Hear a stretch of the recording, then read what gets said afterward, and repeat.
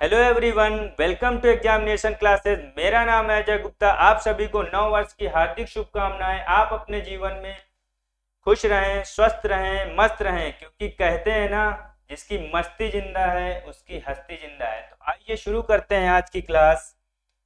Last class में हमने देखा कि टेंस क्या होता है। Definition of tense. Tense changes the form of the verb to express the time of an action. अगर हिंदी में परिभाषा की बात करें तो कार्य के समय के अनुसार क्रिया के रूप में जो परिवर्तन होता है, क्रिया के रूप में जो परिवर्तन होता है उसे काल कहते हैं। अब देखेंगे काइंड्स ऑफ टेंस।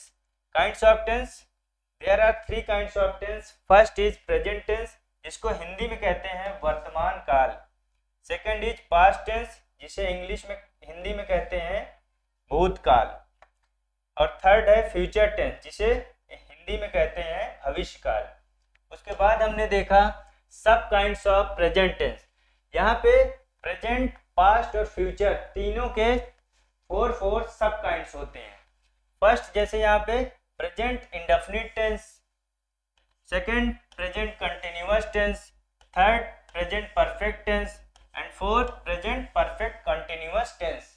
इसी तरीके पास्ट टेंस के सब kinds, past indefinite tense, past continuous tense, past perfect tense and fourth is past perfect continuous tense. Same इसी तरीके फ्यूचर के सब काइंड्स होते हैं future indefinite tense, future continuous tense, future perfect tense and future perfect continuous tense. यहाँ तक हमने last class में देखा। उसके बाद हमने देखा था कि बेसिक स्ट्रक्चर ऑफ सेंटेंस क्या होता है।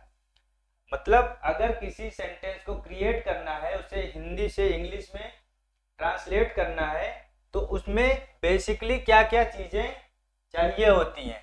तो सबसे पहले सब्जेक्ट, उसके बाद वर्ब, और फिर अगर ऑब्जेक्ट है तो ऑब्जेक्ट। अब हम यहाँ पे ये देखेंगे सब्जेक्ट की प्लेस पे क्या क्या आ सकता है। There are 8 parts of speech. उनमें से सब्जेक्ट की प्लेस में आ सकता है नाउन या प्रोनाउन। अब बात करते हैं कि वर्ब। वर्ब क्या होता है? An action words. जिन वर्ड से हमें किसी काम के होने या करने का पता चलता है उसे हम एक्शन वर्ड्स कहते हैं, मतलब वर्ब कहते हैं। और ऑब्जेक्ट की प्लेस, ऑब्जेक्ट की प्लेस पे क्या आता है? नाउन आ सकता है, प्रोनाउन आ सकता है, एडवर्ब आ सकता है और एक्सेट्रा। उसके बाद यहाँ पे क्या है? Additional information for translating a sentence from Hindi to English.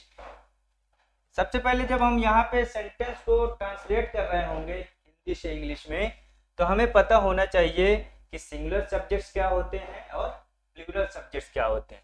तो बात करें सिंगुलर सब्जेक्ट की, तो सिंगुलर सब्जेक्ट क्या होते हैं? ही, शी, इट और किसी का भी नाम। ये किसके अंतर्गत आएंगे? सिंगुलर सब्जेक्ट के अंतर्गत। उसके बाद बात करते हैं प्लूरल सब्जेक्ट की। तो प्लूरल सब्जेक्ट्स में क्या क्या आते हैं? आई हो गया, यू हो गया, वी हो गया, दे हो गया, और यहाँ पे क्या लिखा है? Names of more than one person, place, thing etcetera. इसका मतलब है जैसे यहाँ पे कह दिया जाए राम एंड मोहन, राम एंड मोहन, तो यहाँ पे अब ये दो नाम हो चुके हैं यहाँ पे। तो ये सिंगुलर नहीं है क्योंकि नेम यहाँ पे भी लिखा है, लेकिन ये केवल एक पर्सन, प्लेस या थिंग का नाम होगा तो वो सिंगुलर में आएगा। लेकिन जैसे ही एक से ज्यादा होंगे तो वो प्लूरल हो जाएंगे। उसके बाद यहाँ पे हम बात करने वाले हैं प्रेजेंट कंटिन्यूअस टेंस की। तो उसमें हेल्पिंग वर्ब क्या यूज होती है? इज, एम और आर। इज किसके साथ यूज होता है? Is used with singular subjects. अगर हमें सिंगुलर सब्जेक्ट ना पता होता तो हम किसके साथ लगाते, इसलिए हमने पहले यहाँ पे मेंशन कर दिया कि सिंगुलर सब्जेक्ट क्या होते हैं और प्लूरल सब्जेक्ट क्या होते हैं। फिर बात करते हैं एम। तो एम किसके साथ यूज होता है? Am is used only with I. I am केवल और केवल आई के साथ यूज होता है। ये बात प्रेजेंट कंटिन्यूअस टेंस की हो रही है। और आर किसके साथ यूज होता है? Are is used with plural subjects. Plural subjects यहाँ हमने देख ही लिए हैं, I, you, we, they and names of more than one person, place, thing etcetera. अब नेक्स्ट स्लाइड में क्या है, अब यहाँ पे हम शुरू करते हैं, क्योंकि ये प्रेजेंट कंटिन्यूअस टेंस पढ़ना थोड़ा आसान होता है, इसलिए हमने present continuous tense first class में शुरू किया था। उस क्लास में थोड़ी प्रॉब्लम हो गई थी, थोड़ा बोर्ड खिसक रहा था, इस वजह से हमने इस स्लाइड फिर से प्रिपेयर करी है और एक बार देख लेते हैं। तो प्रेजेंट कंटिन्यूअस टेंस में हमने देखा कि सबसे पहले हम जब ट्रांसलेशन कर रहे होंगे हिंदी से इंग्लिश में, तो हमें जानकारी होनी चाहिए कि ये सेंटेंस किस टेंस में, तभी ना हम सेंटेंस को ट्रांसलेट कर पाएंगे। तो हम बिल्कुल इजी लैंग्वेज में यहाँ पे, क्योंकि बहुत सारी यूट्यूब पे क्लासेस पड़ी हुई हैं, एडवांस क्लासेस पड़ी हुई हैं, लेकिन हम यहाँ पे क्या सीख रहे हैं? बिल्कुल बेसिक से। तो इसलिए हम बिल्कुल बेसिक से चल रहे हैं। यहाँ पे हिंदी में लिखा रहे हैं कि यहाँ पे हिंदी वाक्यों के अंत में क्या आता है, उसके बाद हेल्पिंग वर्ब क्या होती है, उसे हिंदी में क्या कहते हैं, मेन वर्ब कौन सी होती है। तो इस तरीके से हम बहुत इजी वे में सीखेंगे। तो यहाँ पहचान क्या दिया हुआ है, इस काल के हिंदी वाक्यों के अंत में क्या आता है? रहा है, रही है, रहे हैं आदि शब्द आते हैं। तो मतलब अगर हिंदी में कोई सेंटेंस लिखा है और उसके एंड में रहा है आ रहा है, रही है आ रही है, रहे हैं आ रहे हैं, तो हम तुरंत समझ जाएंगे कि ये सेंटेंस प्रेजेंट कंटिन्यूअस टेंस में है और इसको प्रेजेंट कंटिन्यूअस टेंस के रूल्स या स्ट्रक्चर के अकॉर्डिंग हमें ट्रांसलेट करना है। तो हम यहाँ पर क्या देखेंगे कि सबसे पहले हम पढ़ेंगे अफर्मेटिव सेंटेंस, मीन्स सकारात्मक वाक्य, मतलब ऐसे सेंटेंसेस जो सकारात्मक हो, मतलब उसमें निगेटिव ना हो, नॉट ना हो, मतलब और क्वेश्चन वर्ड ना हो, ऐसा करके। तो वो एक सिंपल स्टेटमेंट के जैसे होते हैं। जैसे यहाँ पे क्या है, स्ट्रक्चर की बात करें तो सबसे पहले हिंदी से इंग्लिश में ट्रांसलेट करते समय हम क्या रखेंगे? सब्जेक्ट, उसके बाद हेल्पिंग वर्ब। हेल्पिंग वर्ब हमने बता रखी है कि प्रेजेंट कंटिन्यूअस टेंस की क्या होती है, इज, एम, आर। ये भी बता दिया पहले ही कि इज किसके साथ यूज होता है, एम किसके साथ यूज होता है और आर किसके साथ यूज होता है। उसके तुरंत बाद, क्योंकि हेल्पिंग वर्ब है, उसके तुरंत बाद क्या आ जाएगी? Main verb. इसे हिंदी में कहते हैं मुख्य क्रिया। अब मुख्य क्रिया की कौन सी फॉर्म आएगी? ING form. हमने यहाँ पे प्लस करके लिख दिया है। मुख्य क्रिया के बाद तुरंत क्या आएगा? आईएनजी। उसके बाद ऑब्जेक्ट। ऑब्जेक्ट मीन्स कर्म, मतलब जो कार्य हो रहा है उसका प्रभाव किसके ऊपर पड़ रहा है, वो होता है कर्म। और सेंटेंस जिसके बारे में होता है वो होता है कर्ता, मीन्स सब्जेक्ट। उसके बाद अदर वर्ड्स आते हैं, जैसे कि I was playing in the morning, I was going to the market last year, last night। इस तरीके से जो अदर वर्ड्स होते हैं उनको हम कहाँ लगाते हैं? एंड में। जैसे यहाँ पे एग्जांपल देखेंगे कि वह बाजार जा रहा है। तो अब हमारा काम क्या है? सबसे पहले इस सेंटेंस में हम ढूंढे क्या? सब्जेक्ट, क्योंकि ट्रांसलेशन के टाइम पे हमें सबसे पहले जरूरत किसकी है? सब्जेक्ट की। तो सब्जेक्ट का पता कैसे चलेगा? आज मैं आपको एकदम एक्सप्लेन करके बताऊंगा, क्योंकि वो मेरी फर्स्ट क्लास थी तो मुझे उतना कॉन्फिडेंस नहीं आ रहा था। तो आज हम यहाँ पे बिल्कुल डीप में पढ़ेंगे कि सब्जेक्ट क्या होता है, कैसे पहचानते हैं कि सब्जेक्ट कौन सा है, फिर वर्ब क्या है, ऑब्जेक्ट क्या है, इस तरीके की सारी चीजें जो भी यहाँ पे कंपलसरी हैं। तो सबसे पहले यहाँ पे देखेंगे सब्जेक्ट क्या है। तो अगर ये देखें कि सब्जेक्ट क्या है, तो सबसे पहले यहाँ पे क्वेश्चन करो कि जा रहा है, कौन जा रहा है, सेंटेंस किसके बारे में है, किसके बारे में जानकारी दी जा रही है। तो तुरंत हमें आंसर मिलेगा कि वह जा रहा है। तो इसका मतलब ये क्या हो गया? सब्जेक्ट हो गया। उसके बाद हमें किसकी जरूरत है, हेल्पिंग वर्ब की। हेल्पिंग वर्ब इसके अकॉर्डिंग लग जाएगा। उसके बाद किसकी जरूरत है, मेन वर्ब की। मेन वर्ब मीन्स यहाँ पे एक्शन क्या हो रहा है, काम कौन सा हो रहा है, काम हो रहा है जाने का, इसलिए ये जाना जा रहा है क्या हो जाएगा, वर्ब हो जाएगी। उसके बाद हमें किसकी जरूरत है, ऑब्जेक्ट की। ऑब्जेक्ट मीन्स क्या कि जो काम हो रहा है उसका प्रभाव किसके ऊपर पड़ रहा है, वो कहाँ जा रहा है, बाजार जा रहा है। इसका मतलब ये बाजार क्या हो गया, ऑब्जेक्ट। तो हमें सारी चीजें पता हो गई। अब हम सेंटेंस को इजीली ट्रांसलेट कर सकते हैं। तो वह बाजार जा रहा है, इंग्लिश में इसका ट्रांसलेशन क्या होगा, he is going to market. उसके बाद हम नेक्स्ट स्लाइड में देखेंगे निगेटिव टाइप के सेंटेंसेस, मीन्स नकारात्मक वाक्य जिसमें हिंदी में नहीं और इंग्लिश में नॉट लगा होता है। तो इसका स्ट्रक्चर देखिए बिल्कुल इजी है। आप एक दो टेंसेस देखिए, उसके बाद आप खुद स्ट्रक्चर बनाना सीख जाएंगे।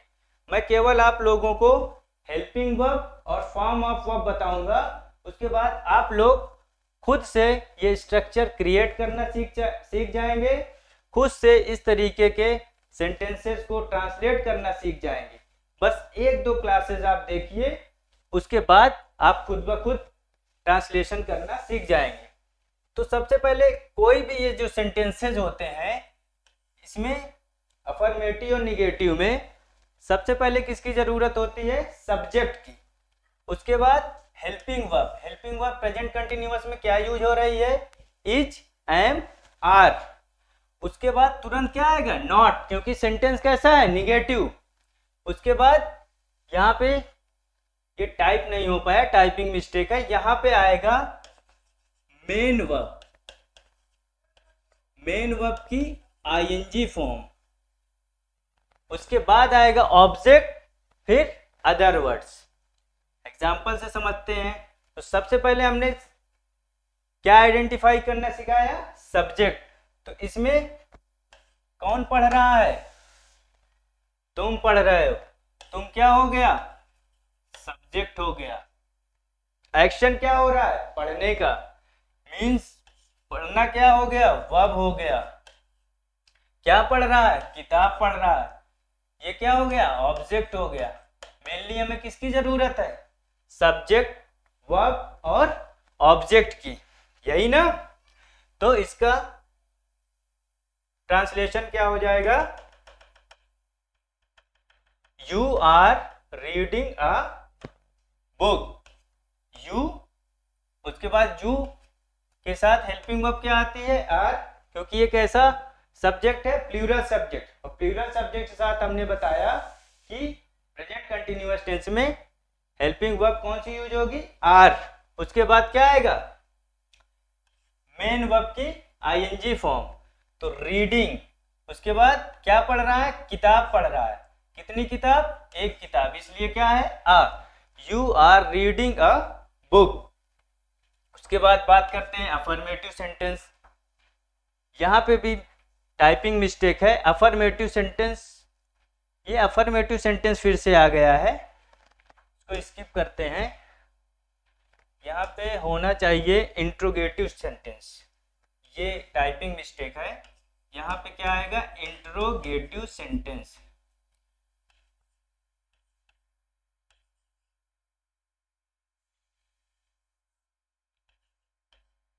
इंट्रोगेटिव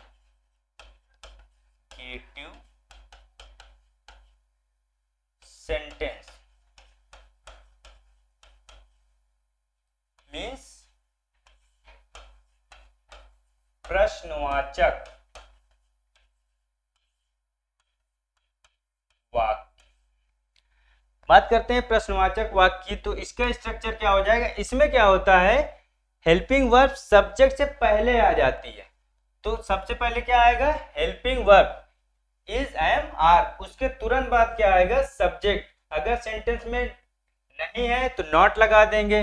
फिर क्या आएगा, मेन वर्ब की आईएनजी फॉर्म, फिर ऑब्जेक्ट, फिर अदर वर्ड्स, और सेंटेंस के एंड में क्वेश्चन मार्क लगाना जरूरी है, क्योंकि कभी कभी होता है कि अगर सेंटेंस एंड हुआ, सेंटेंस कंप्लीट हुआ और उसके एंड में आपने फुल स्टॉप और क्वेश्चन मार्क नहीं लगाया तो उसे गलत मान लिया जाता है, इसलिए ये कंपलसरी है। तो एग्जाम्पल के थ्रू समझेंगे। क्या वे क्रिकेट खेल रहे हैं? इसका सबसे पहले क्या देखेंगे कि इसमें सब्जेक्ट क्या है। तो हमने बताया कि ये जो वर्ब है इससे क्वेश्चन करेंगे तो तुरंत वर्ब चिल्ला चिल्ला के बोलेगी कि इसमें सब्जेक्ट क्या है। सब्जेक्ट क्या है? वो कौन खेल रहा है? वे खेल रहे हैं। सब्जेक्ट क्या हो गया? वे लिख देते हैं।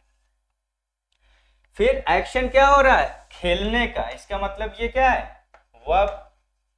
क्या खेल रहे हैं? क्रिकेट। इसका मतलब ये क्या है? ऑब्जेक्ट। तो इसका ट्रांसलेशन क्या हो जाएगा? अब ये जो हेल्पिंग वर्ब है ये किसके अकॉर्डिंग? सब्जेक्ट के अकॉर्डिंग ही लगेगी। और सब्जेक्ट कैसा है? प्लूरल। तो प्लूरल के सब्जेक्ट, प्लूरल सब्जेक्ट के साथ कौन सी वर्ब यूज होती है? Helping verb. आर। तो क्या हो जाएगा? Are they playing cricket. उम्मीद करता हूं आप लोगों को समझ में आ रहा होगा। नेक्स्ट स्लाइड में देखते हैं। ये लास्ट स्ट्रक्चर है WH टाइप सेंटेंस का। इसमें क्या होता है? जैसे इंट्रोगेटिव सेंटेंस होता है उसके जस्ट पहले WH लग जाता है, बाकी पूरा स्ट्रक्चर एज इट इज होता है। तो WH, उसके बाद helping verb is am are, फिर सब्जेक्ट, फिर नॉट, फिर main verb ING form, object plus other word question mark. Example के थ्रू समझेंगे। हम पुस्तकालय क्यों नहीं जा रहे हैं? तो सबसे पहले इसमें सब्जेक्ट हमने क्या फाइंड किया कि कौन पुस्तकालय नहीं जा रहा। तो यहाँ पे क्या पता चल रहा है कि हम पुस्तकालय नहीं जा रहे हैं। ये हो गया सब्जेक्ट। उसके बाद ये एक्शन क्या हो रहा है? जाने का। ये हो गया हमारा वर्ब। उसके बाद कहाँ? पुस्तकालय। तो पुस्तकालय क्या हो जाएगा? ऑब्जेक्ट।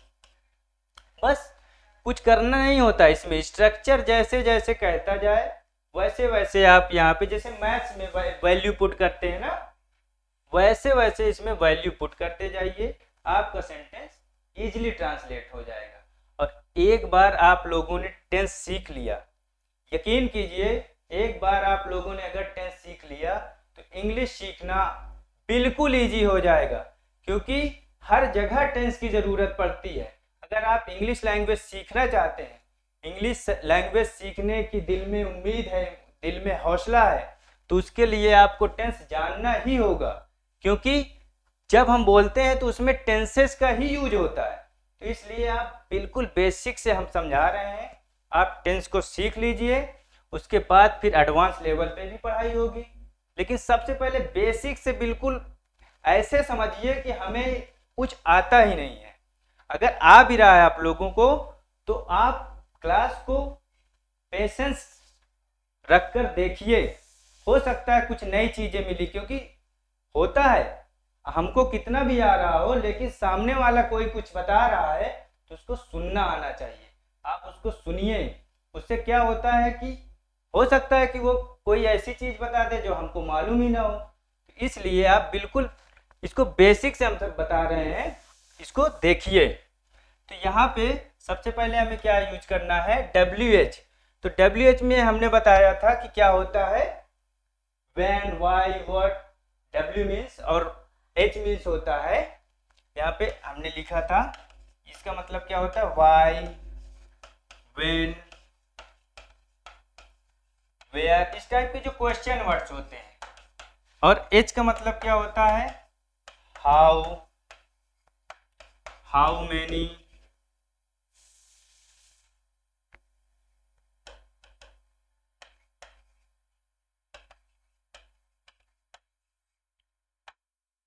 how much, etcetera. तो सबसे पहले स्ट्रक्चर क्या कर रहा है कि भैया यहाँ आप रखिए WH वर्ड। तो हमने रख दिया। यहाँ क्या है? क्यों? क्योंकि इंग्लिश में क्या कहते हैं? वाई। रख दिया। बिल्कुल इजी है, बस एक बार समझ लीजिए, बिल्कुल आसान है, कुछ भी नहीं है इसमें। उसके बाद हेल्पिंग वर्ब किसके अकॉर्डिंग लगेगी? सब्जेक्ट के अकॉर्डिंग लगेगी। सब्जेक्ट हमारा क्या है, हमको इंग्लिश में क्या कहते हैं, वी कैसा सब्जेक्ट है, प्लूरल सब्जेक्ट। प्लूरल सब्जेक्ट के साथ प्रेजेंट कंटिन्यूअस में कौन सी हेल्पिंग वर्ब यूज होती है, आर। तो सिंपल। उसके तुरंत बाद क्या आ रहा है, सब्जेक्ट आ रहा है। सब्जेक्ट क्या है, हमने पहले ही आइडेंटिफाई कर लिया, इसीलिए सब्जेक्ट वर्ब ऑब्जेक्ट तुरंत आइडेंटिफाई कर लीजिए। जैसे आप ट्रांसलेशन करने बैठे हैं वैसे सब्जेक्ट वर्ब और ऑब्जेक्ट तुरंत आइडेंटिफाई कर लीजिए, उठा के स्ट्रक्चर में रख दीजिए, काम खत्म। तो यहाँ पे हमने क्या देखा, इसके अकॉर्डिंग हमने लगा दिया हेल्पिंग वर्ब आर। उसके बाद ये देखिए यहाँ पे प्रिंटिंग मिस्टेक है, यहाँ पे वी आएगा, क्या आएगा, वी, वाई आर वी। उसके बाद क्या है, नॉट। सेंटेंस में यहाँ स्ट्रक्चर में क्या है, नॉट लिख दिए। फिर वर्ब क्या है, गो की आईएनजी फॉर्म, गोइंग, कहाँ जा रहे हैं, लाइब्रेरी, पुस्तकालय means library. Why are you not going, sorry we not going to the library. ये हो गया प्रेजेंट कंटिन्यूअस टेंस। आगे हम समझेंगे present indefinite tense. Present indefinite tense की अगर आइडेंटिफिकेशन की बात करें तो अब देखिए यहाँ पे बिल्कुल मैंने ऐसे लिखा हुआ है जैसे 6-8 में पढ़ाते हैं ना, 6-7-8 में, वैसे इस काल के हिंदी वाक्यों के अंत में ता है, ती है, ते है आदि शब्द आते हैं। ये इसलिए क्योंकि हमने इसी हिसाब से अपनी क्लास स्टार्ट करी है कि जिसको कुछ भी नहीं आता, टेंस मालूम ही नहीं है, उसको भी ये बातें समझ में आए, वो भी सीख सके। इसलिए हमने अभी शुरुआती क्लासेस में ये सारी चीजें मेंशन की हुई हैं। तो हम इसको देखेंगे आइडेंटिफिकेशन, इसकी पहचान क्या है, कैसे पहचाने कि ये सेंटेंस किस टेंस में है। तो इसके लिए हमने यहाँ पे मेंशन कर रखा है कि इस काल के हिंदी वाक्यों के अंत में ता है, ती है, ते है आदि शब्द आते हैं। मतलब जैसे ही हम हिंदी सेंटेंस देखेंगे, हिंदी का वाक्य देखेंगे और उसमें ता है, ती है, ते है दिखेगा, तुरंत समझ जाएंगे कि ये सेंटेंस हमें किसमें ट्रांसलेट करना है, प्रेजेंट इंडेफिनिट टेंस के रूल के अकॉर्डिंग हमें ट्रांसलेट करना है। तो सबसे पहले हम इसमें देखेंगे हेल्पिंग वर्ब, इसमें क्या यूज होगी, डू और डज। मतलब यहाँ पे क्या है, हेल्पिंग वर्ब डू या डज। ये पहले इसलिए मेंशन कर लिया जाता है ताकि हमें जानकारी हो जाए और जब हम ट्रांसलेशन करने बैठे तो फटाफट उसको बस वैल्यू पुट करते जाएं और तुरंत ही सेंटेंस ट्रांसलेट हो जाए। उसके बाद फॉर्म ऑफ मेन वर्ब देखेंगे, तो इसमें फॉर्म ऑफ मेन वर्ब क्या यूज हो रहा है, वर्ब फर्स्ट फॉर्म। अब देखेंगे यूज ऑफ हेल्पिंग वर्ब। यहाँ पे क्या है, 2 हेल्पिंग वर्ब्स हैं, एक डू और दूसरा डज। तो सबसे पहले डज देखते हैं। डज किसके साथ यूज होता है, लिखा है यहाँ पे we use does with singular subjects.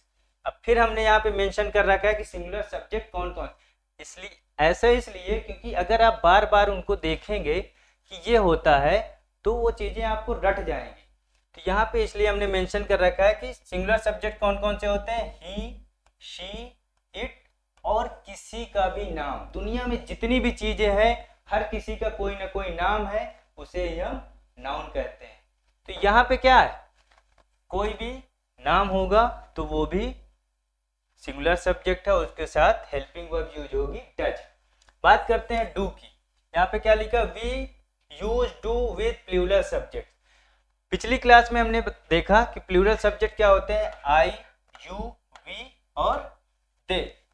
तो यहाँ पे क्लियर हो गया कि singular subject he, she, it and name, plural subject I, you, we and they. तो डज किसके साथ यूज होता है, सिंगुलर सब्जेक्ट के साथ, और डू किसके साथ यूज होता है, प्लूरल सब्जेक्ट के साथ। अब इसमें क्या यूज होगा, 2 तरीके की वर्ब्स यूज होंगी। जब हम अफर्मेटिव सेंटेंस कर रहे होंगे तो उसमें वर्ब की फर्स्ट फॉर्म यूज होगी, लेकिन जब निगेटिव, अफर्मेटिव और डब्ल्यूएच टाइप के सेंटेंसेस को ट्रांसलेट करने का स्ट्रक्चर देख रहे होंगे तो वहां पे वर्ब की बेस फॉर्म यूज होगी। तो सबसे पहले हम देख लेते हैं कि फॉर्म्स ऑफ वर्ब्स कितनी होती है। अभी तक हम लोगों ने सुना कि there are three kinds of verb, first, second and third. लेकिन अगर हम गौर से देखें तो बिना रूट के क्या प्लांट बड़ा हो सकता है? नहीं हो सकता। तो सबसे पहले क्या होगी? जड़ होगी, मतलब बेस फॉर्म होगी। किसी भी वर्ड की क्या होगी? Base form. तो जैसे हमने दो चार एग्जांपल्स लिए हैं, जैसे गो, तो गो क्या है? बेस फॉर्म है। अब इसके फर्स्ट फॉर्म की बात करें तो क्या होगा? गो या गोज, वो सब्जेक्ट के अकॉर्डिंग लगेगा कि वहां पे गो यूज करना है या गोज। उसके बाद वर्ब की सेकेंड फॉर्म क्या होती है? वेंट, मतलब गो की सेकेंड फॉर्म यहाँ पे क्या हो जाएगी? वेंट। फिर थर्ड फॉर्म की बात करें तो क्या हो जाएगा? गॉन। और ये भी तो यूज होता है, तो ये भी तो फॉर्म ऑफ वर्ब हुआ। तो इसका मतलब कि गो का आईएनजी फॉर्म क्या हो जाएगा? गोइंग। तो जो हम लोग अभी तक पढ़ते आए कि वर्ब की तीन फॉर्म्स होती हैं, आज थोड़ा सा मॉडिफाई करिए और जानिए कि वर्ब की 5 फॉर्म्स होती हैं, 5 प्रकार होते हैं। जैसे यहाँ पे क्या? गो का base form go, first form go या goes, second form went, third form gone and ING form going. उसी तरीके से अगर कम का देखें तो कम, फर्स्ट, ये base form come, first form come और comes, second form came, third form come and ING form coming. इसी तरीके स्लीप का, स्लीप हो गया बेस फॉर्म, फर्स्ट फॉर्म हो गया स्लीप या स्लीप्स, सेकेंड फॉर्म हो गया स्लेप्ट, इसका थर्ड फॉर्म भी स्लेप्ट और आईएनजी फॉर्म क्या हो जाएगा? स्लीपिंग। ये कुछ बेसिक वर्ब्स है, मैंने समझाने के लिए यहाँ पे लिख दिया है। जैसे ईट, तो ईट बेस फॉर्म हो गया, फर्स्ट फॉर्म क्या हो जाएगा? ईट और ईट्स, सेकेंड फॉर्म क्या हो जाएगा? एट, थर्ड फॉर्म क्या हो जाएगा? ईटन, आईएनजी फॉर्म क्या हो जाएगा? ईटिंग। नोट करके यहाँ पे लिखा गया है कि verb first is used only in affirmative type sentences, मतलब जो फर्स्ट फॉर्म मैंने पहले ही मेंशन किया कि जो वर्ब की फर्स्ट फॉर्म है वो केवल और केवल अफर्मेटिव टाइप के सेंटेंसेस में यूज होगी, बाकी सभी के साथ वर्ब की बेस फॉर्म यूज होगी। तो देखते हैं आगे। अब देखिए सभी में वही चीज रिपीट हो रही। हमने प्रेजेंट कंटिन्यूअस टेंस देखा, तो उसमें क्या आया? अफर्मेटिव टाइप के सेंटेंसेस, सेकंड निगेटिव टाइप के सेंटेंसेस, थर्ड इंट्रोगेटिव टाइप के sentences and fourth WH type sentence. केवल और केवल हेल्पिंग वर्ब और मेन वर्ब की फॉर्म यूज होगी, बस चेंज होगी। सॉरी, केवल और केवल क्या चेंज होगा? हेल्पिंग वर्ब और फॉर्म ऑफ मेन वर्ब, बाकी सारी चीजें वही रहने वाली है। पहचान बदलेगी, टेंस बदलेगा, हेल्पिंग वर्ब बदल जाएगी और फॉर्म ऑफ मेन वर्ब बदल जाएगा। बाकी सब अफर्मेटिव टाइप के सेंटेंसेस में सबसे पहले क्या आ रहा है? सब्जेक्ट आएगा, मेन वर्ब की first form, object and other words. Example के थ्रू देखेंगे। कह रहे हैं वह सोती है, वह सोती है। कुछ भी नहीं करना, सबसे पहले आपको हिंदी का सेंटेंस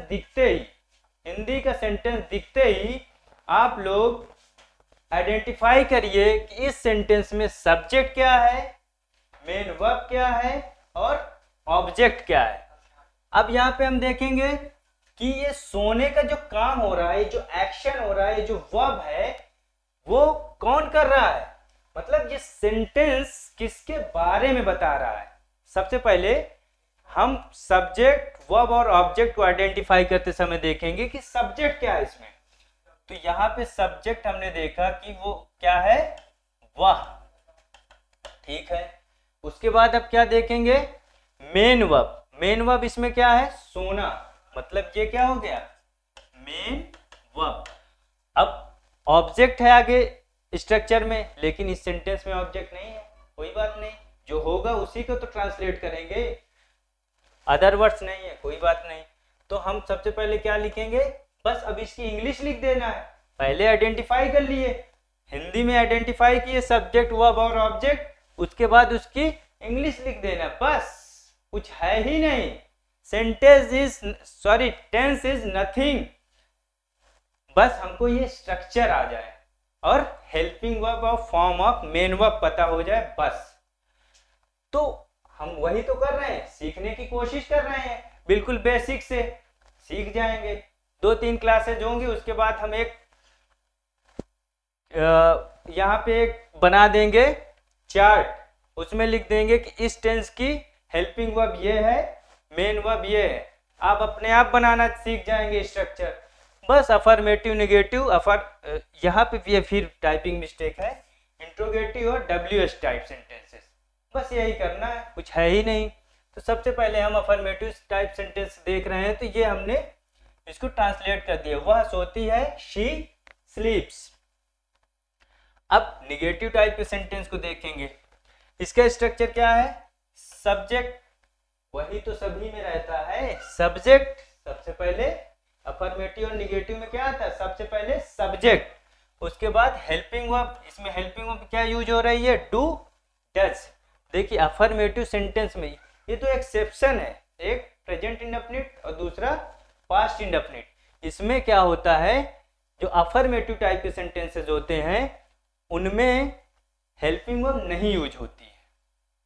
बाकी सारे टेंसेज में सबसे पहले सब्जेक्ट आएगा, उसके तुरंत बाद हेल्पिंग वर्ब आएगी, उसके तुरंत बाद मेन वर्ब, फिर ऑब्जेक्ट, फिर अदर वर्ड्स। लेकिन ये दो टेंसेज हैं। कौन कौन से? प्रेजेंट इंडेफिनिट और दूसरा पास्ट इंडेफिनिट।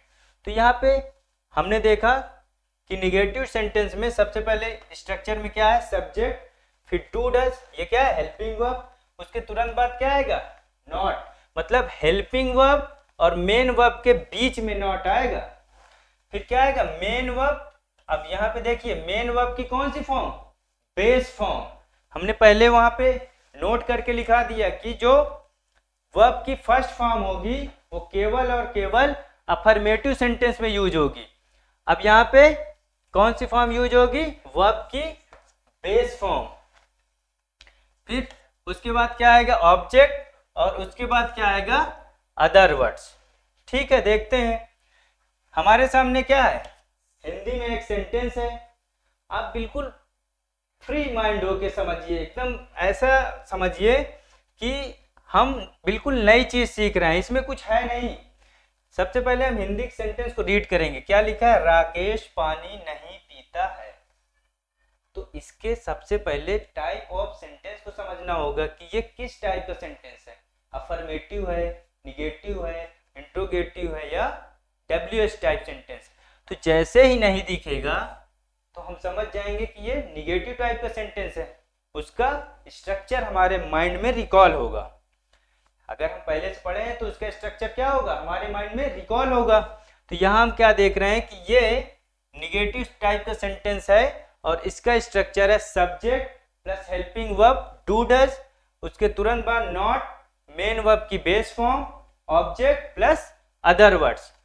तो जो काम हम अभी तक करते आ रहे हैं वही तुरंत कर लेंगे। क्या करेंगे? आइडेंटिफाई करेंगे सब्जेक्ट वर्ब ऑब्जेक्ट। तुरंत हिंदी सेंटेंस देखिए, सब्जेक्ट वर्ब ऑब्जेक्ट आइडेंटिफाई कर लीजिए और बस उसकी इंग्लिश लिख दीजिए, हो गया सेंटेंस कंप्लीट। तो यहाँ पे हम देख रहे हैं कि सब्जेक्ट क्या है? राकेश। कैसे पता? क्योंकि ये जो सेंटेंस है वो राकेश के बारे में ही बता रहा है। कौन पानी नहीं पीता है? राकेश पानी नहीं पीता। इसका मतलब इस सेंटेंस का डूअर, काम को करने वाला, कर्ता कौन है? राकेश है। उसके बाद एक्शन क्या हो रहा है? पानी पीने का। तो ये क्या हो गया? वर्ब हो गई। उसके बाद क्या नहीं पीता है? पानी नहीं पीता। मतलब जो वर्ब का इन्फ्लुएंस है, जिसका मतलब प्रभाव किसके ऊपर पड़ रहा है? पानी के ऊपर। इसका मतलब ये क्या है? ऑब्जेक्ट। मैं उम्मीद करता हूं कि आप लोग सब्जेक्ट वर्ब और ऑब्जेक्ट आइडेंटिफाई करना सीख गए होंगे। नहीं सीखे होंगे तो आगे सीख लेंगे। तो आगे देखते हैं। अब हम क्या देखेंगे? सब्जेक्ट क्या है इसमें? राकेश। राकेश की इंग्लिश लिख दिए। उसके बाद क्या कहता है? हेल्पिंग वर्ब लगाइए। लगा देंगे, कोई प्रॉब्लम नहीं। क्या यूज होगी? डू या डज, पहले ही बता दिए। सिंगुलर सब्जेक्ट के साथ डज और प्लूरल सब्जेक्ट के साथ डू। तो ये सब्जेक्ट कैसा है? हमने बताया कि किसी का भी नाम होगा, एक होगा सिंगुलर होगा, एक से ज्यादा होंगे प्लूरल होगा। राकेश कितना है? एक है, लिख दिए। तो ये क्या है? सिंगुलर सब्जेक्ट है। सिंगुलर सब्जेक्ट के साथ क्या यूज होता है? डज यूज होता है, लिख दिए। उसके तुरंत बाद क्या आ जाएगा? नॉट आ जाएगा, नॉट लिख दिए। उसके तुरंत बाद मेन वर्ब की बेस फॉर्म, मेन वर्ब क्या है? पानी पीना, पानी पीने को इंग्लिश में क्या कहते हैं? ड्रिंक, लिख दिए। क्योंकि बेस फॉर्म यूज हो रहा है, यहाँ ड्रिंक्स नहीं यूज होगा, याद रखिएगा। यहाँ पे ड्रिंक्स नहीं यूज हो सकता क्योंकि वर्ब की बेस फॉर्म का यूज हो रहा है। इसी में लोग गलती करते हैं, लेकिन हमने पहले ही क्लैरिफाई कर दिया है कि केवल अफर्मेटिव सेंटेंसेस में वर्ब की फर्स्ट फॉर्म मतलब विद एस या ईएस वर्ब का यूज होगा।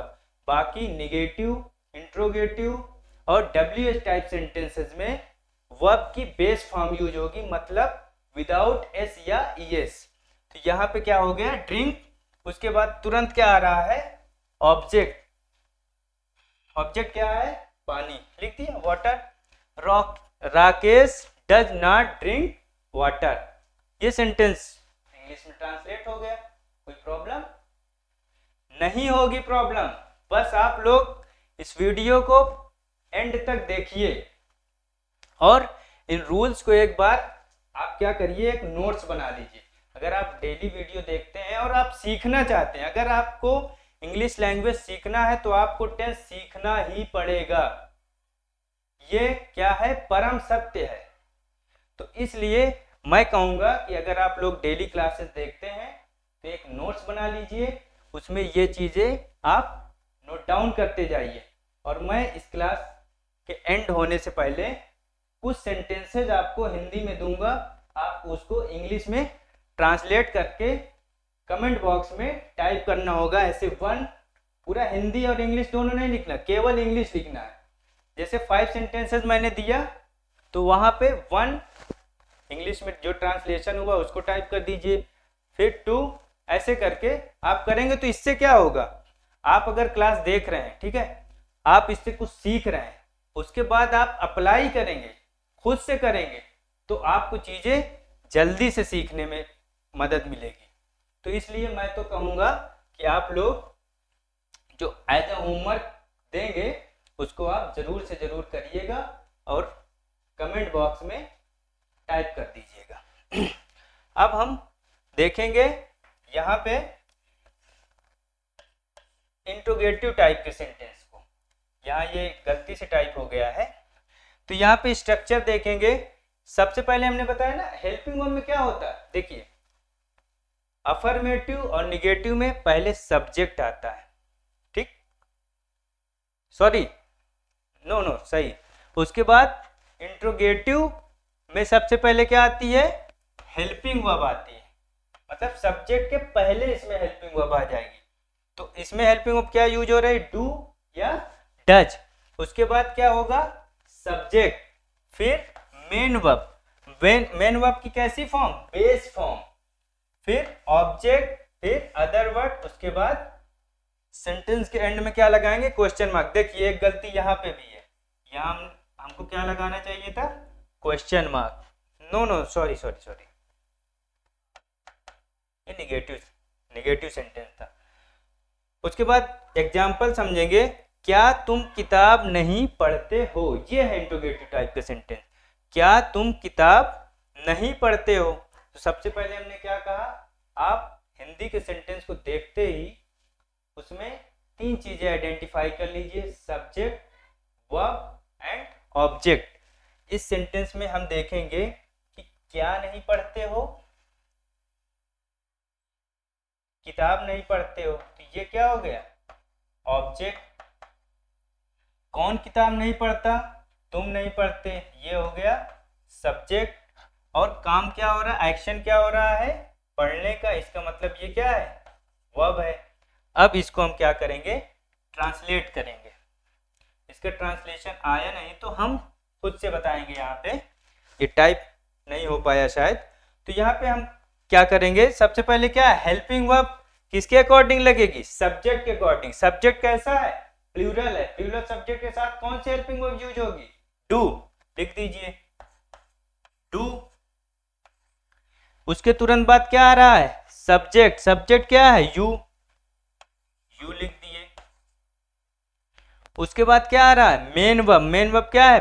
पढ़ना, पढ़ने को इंग्लिश में क्या कहते हैं? रीड, लिख दिए। क्या नहीं रीड करते भैया? किताब। डू यू, अब यहाँ पे क्या है? नॉट है ना, नॉट, इसमें नहीं, नॉट कहीं पे मेंशन नहीं है, तो इसके हेल्पिंग वर्ब यहाँ सब्जेक्ट और मेन वर्ब के बीच में आता है not. Do you not read a, क्या है? बुक, और ये क्वेश्चन मार्क। क्या तुम किताब नहीं पढ़ते हो? Do you not read a book. इसका ट्रांसलेशन क्या हो जाएगा? Do you not read a book. Next slide पे चलते हैं। अब ये आ गया लास्ट सेंटेंस, WH टाइप का सेंटेंस। इसका स्ट्रक्चर क्या होता है? जो इंट्रोगेटिव टाइप के सेंटेंस का स्ट्रक्चर होता है उसके तुरंत पहले हम क्या लगाते हैं? WH। बाकी पूरा स्ट्रक्चर वही होता है। यहाँ पे WH, उसके बाद हेल्पिंग वर्ब, हेल्पिंग वर्ब क्या है? डू या डज, फिर सब्जेक्ट, फिर नॉट, फिर मेन वर्ब की base form, object and other words plus question mark. तो क्वेश्चन मार्क जरूरी होता है। अगर आप सेंटेंस के एंड होने के बाद जिस टाइप का सेंटेंस है उस टाइप का पंचुएशन मार्क नहीं यूज करेंगे तो वो सेंटेंस इनकम्प्लीट और इनकरेक्ट माना जाता है। इसलिए उसको हमने मेंशन कर रखा है कि इंट्रोगेटिव सेंटेंस और WH टाइप के सेंटेंस में क्या लगता है? Question mark. सेंटेंस देख लेते हैं। हम पुस्तकालय क्यों नहीं जाते हैं? देखिए कंटिन्यूअस में क्या था? जा रहे हैं। तुरंत जैसे ही हिंदी का सेंटेंस हम देखेंगे उसके एंड में चले जाएंगे। यहाँ पे हमें पता चलेगा कि ये किस टाइप का सेंटेंस है। जैसे ही हमें टाइप ऑफ सेंटेंस पता चलेगा वैसे ही हम उस टाइप के सेंटेंस का जो स्ट्रक्चर होगा उसको शुरुआती दिनों में क्या करिए? लिख लिया करिए। जैसे ये सेंटेंस आपने देखा, हम पुस्तकालय क्यों नहीं जाते हैं, जैसे ही हमें पता चला कि ये प्रेजेंट इंडेफिनिट टेंस का सेंटेंस है तो हम, और किस टाइप का सेंटेंस है? क्यों लगा है? क्यों, इसका मतलब यहाँ पे क्या है? ये WH टाइप का सेंटेंस। तो उसको एक बार रफली यहाँ पे तुरंत उसका स्ट्रक्चर लिख लीजिए। इससे क्या होगा? जैसे बार बार आप प्रैक्टिस करेंगे तो आपको चीजें बिल्कुल इजीली याद हो जाएंगी। तो यहाँ पे हमने देखा कि ये किस टाइप का सेंटेंस है? WH टाइप का सेंटेंस है। किस टेंस का सेंटेंस है? प्रेजेंट इंडेफिनिट टेंस का सेंटेंस है। कैसे पता हुआ? हमने यहाँ पे आइडेंटिफिकेशन में आपको याद होगा लिखवाया था स्टार्टिंग में कि इस काल के मतलब इस टेंस के हिंदी वाक्यों के अंत में मतलब एंड में क्या? ता है, ती है, ते है। वही चीज यहाँ पे है। क्या है? ता है, ती है, ते है। यहाँ पे क्या है? ते है। यहाँ पे क्या है? ते है। हमें पता हो गया कि ये प्रेजेंट इंडेफिनिट टेंस का सेंटेंस है। और किस टाइप का सेंटेंस है? WH टाइप का सेंटेंस। क्यों? क्योंकि यहाँ पे क्या लगा है? क्यों। इसका स्ट्रक्चर देख लेंगे। स्ट्रक्चर क्या है? WH plus helping verb do does, subject not, main verb, object other word और क्वेश्चन मार्क। बस उसी स्ट्रक्चर में रखते जाना है। इजीली सेंटेंस क्या हो जाएगा? ट्रांसलेट हो जाएगा। कुछ ज्यादा करना थोड़ी ना है। यहाँ पे सबसे पहले WH मतलब यहाँ पे कौन सा वर्ड है? क्यों। क्यों को इंग्लिश में क्या कहते हैं? वाई। ठीक है। उसके तुरंत बाद क्या आया? Helping verb. हेल्पिंग वर्ब किसके अकॉर्डिंग लगेगी? सब्जेक्ट के अकॉर्डिंग। सब्जेक्ट हमारा क्या है? हम। सब्जेक्ट क्या है? हम को इंग्लिश में क्या कहते हैं? वी। तो वी कैसा सब्जेक्ट है? Plural subject. प्लूरल सब्जेक्ट के साथ कौन सी हेल्पिंग वर्ब? डू लगा दीजिए। Why do we. उसके तुरंत बाद देखिए यहाँ पे नॉट नहीं है क्या? हिंदी में है तो क्या लगा देंगे? नॉट। अगर नहीं होगा तो नॉट नहीं लगाएंगे, सिंपल। उसके तुरंत बाद क्या है यहाँ पे, मेन वर्ब की बेस फॉर्म। तो मेन वर्ब यहाँ पे क्या है, जाना। अब हमने क्या बताया कि जब ये हेल्पिंग वर्ब डू और डज यूज होने लगेगा तो ये मेन वर्ब की बेस फॉर्म यूज होगी। केवल और केवल अफर्मेटिव सेंटेंस में वर्ब की फर्स्ट फॉर्म मतलब विद एस या यस वाली फॉर्म जो है केवल और केवल अफर्मेटिव सेंटेंस में यूज होती है। उसके बाद निगेटिव, इंट्रोगेटिव और WH टाइप सेंटेंसेज में कौन सी वर्ब यूज होगी, बेस फॉर्म। तो क्या हो जाएगा, गो। कहाँ, पुस्तकालय। पुस्तकालय को इंग्लिश में क्या कहते हैं, लाइब्रेरी। तो इस सेंटेंस का ट्रांसलेशन क्या हो जाएगा, why do we not go to the library. मैं उम्मीद करता हूं कि आप लोगों को क्लास पसंद आ रही होगी। अब मैं क्या करूंगा, कुछ सेंटेंसेस एज अ होमवर्क दूंगा और आप लोग कोशिश करिएगा, केवल 5 सेंटेंसेस दूंगा, आप लोग कोशिश करिएगा केवल और केवल उनका आंसर मतलब ट्रांसलेशन करके कमेंट बॉक्स में टाइप करिएगा, इससे आपको सीखने में आसानी होगी। तो यहाँ पे मैं 5 सेंटेंसेस लिखे दे रहा हूँ, आप लोग जो भी सीरियस है वो तो करेगा ही करेगा। मैं कह रहा हूँ कि सारे लोग करिए, आपको काफी हेल्प मिलेगी सीखने में। तो सबसे पहले हम एक सेंटेंस लिखेंगे, बिल्कुल सिंपल सेंटेंसेस। शुरुआत में बिल्कुल आप सिंपल सेंटेंसेस से सीखिए, धीरे धीरे कॉम्प्लिकेटेड सेंटेंसेस भी आप बनाना सीख जाएंगे। तो सबसे पहले यहाँ पे लिखेंगे, वह खाना खा रहा है, ठीक है। दूसरा सेंटेंस लिख लीजिए, मैं गाना नहीं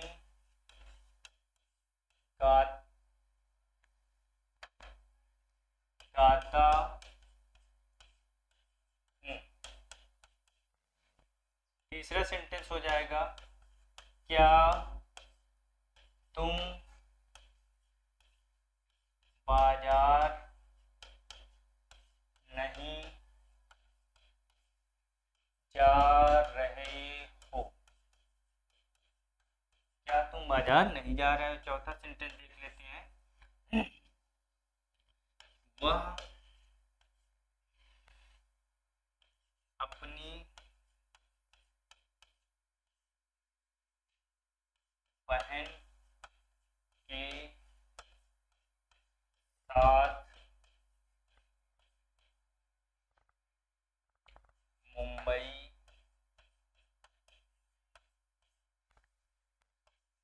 क्यों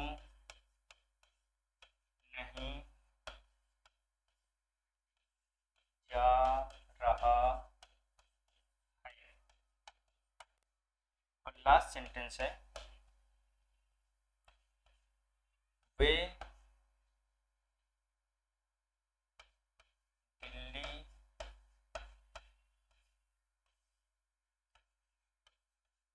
क्यों जाते हैं। ये है 5 सेंटेंसेस, इनको आपको ट्रांसलेट करके कमेंट बॉक्स में टाइप करना है।